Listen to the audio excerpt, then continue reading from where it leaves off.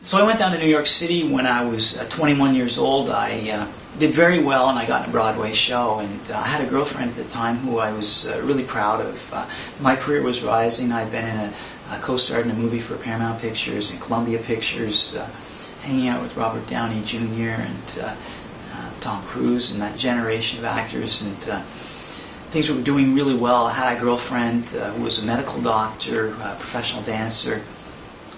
And she came to me and she said, David, you know that I'm on the pill, right? I'm like, yeah, I know that. She goes, you know I know how to take the pill, right?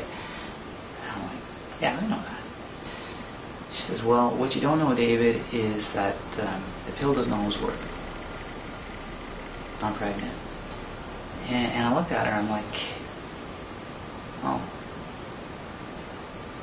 And my career flashed before my eyes, you know, my self-centeredness and her career, and you know, she was being considered to be one of the first Canadian woman in space. And I'm like, well, you know, maybe we should start the family later or something like that. We're not married or anything like that. And she's like, yeah, that sounds like it makes sense. And we went through with an abortion. And she called me up the night of the abortion. She went back to her home city for the abortion. And she called me up and she said, David, when I was on that table and they were removing the pieces of my baby, I had this overwhelming urge to say, put that back. You know, it was like she couldn't deny her motherhood.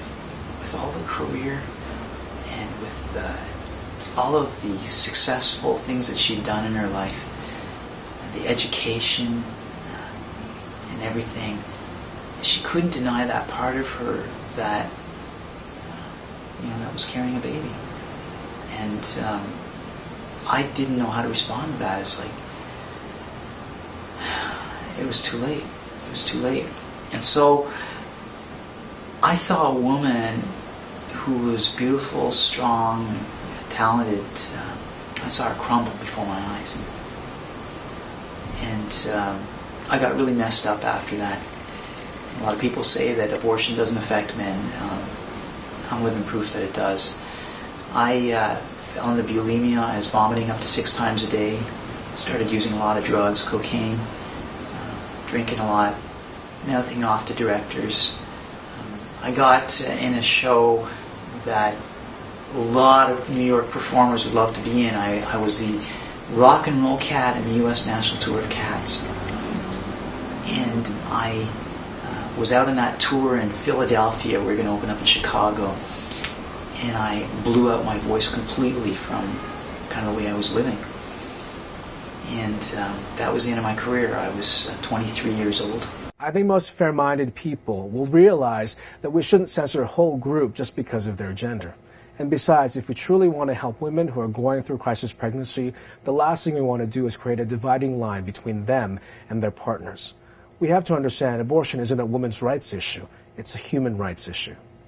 It was only after the fact that I began to see the full ramifications, not only in my own life, but in my girlfriend's life. And I went on a journey, and it was during this journey of just trying to figure out what's wrong with me